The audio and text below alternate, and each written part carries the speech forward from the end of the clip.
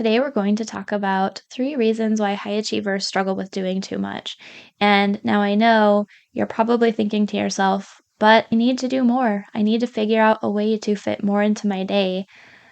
When you really stop to think about it, I think that you might be honest with yourself and admit that you're doing too much. This is an issue that I, as an anxious high achiever, struggle with.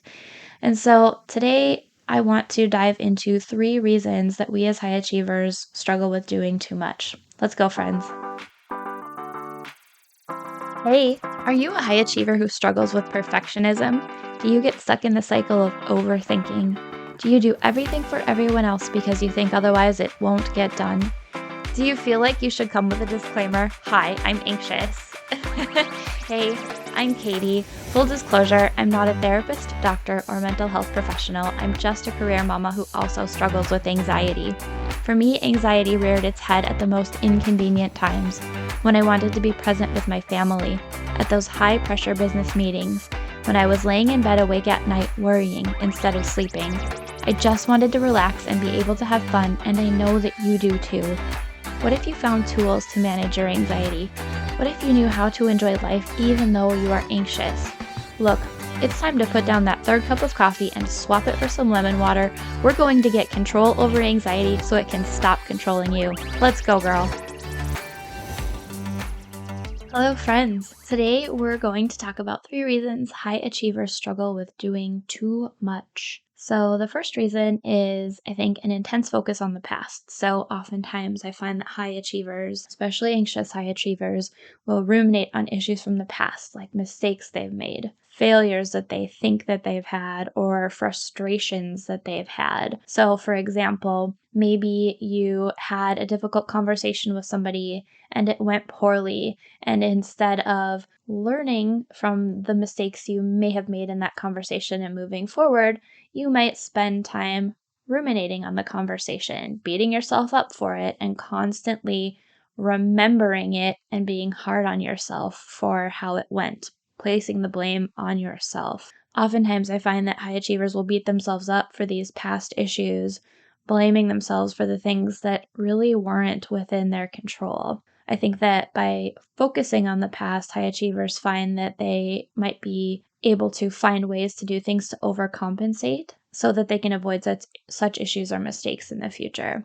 Another reason that high achievers struggle with doing too much, I think, is a focus on the future. So on the flip side of focusing on the past, they focus on what has yet to happen. I think that oftentimes when we do this, we're focusing intensely on avoiding future discomfort. We remember how bad certain things have felt in the past, worry that those things may happen again in the future, and so we want to focus on whatever we can do to eliminate or minimize experiencing that discomfort again in the future. I think that high achievers oftentimes feel like we can compensate for these worries by doing more. And this could look like, oh, I remember having that difficult conversation with this person in the past. It didn't go well. So I'm either going to avoid a difficult conversation with that person again, or perhaps I'll go in so prepared that I'm taking over or trying to control the conversation in a way that just simply isn't productive for either of us. Neither of those things are good. Finally, I think that one of the reasons that high achievers will focus on doing too much is because of self-worth issues, right? As high achievers, we often do way too much or more than necessary because we struggle with issues of self-worth. And I think this is a combination of those first 2 reasons I gave. We're worried about how things went in the past, hard on ourselves because of it. And we also feel like we maybe don't trust ourselves enough to move into the future in a way that we can handle things no matter what those things are when they come up. And so we try to overcompensate by over preparing or ruminating and thinking and trying to effort our way through solving future discomfort issues by maybe getting them to not happen whatsoever.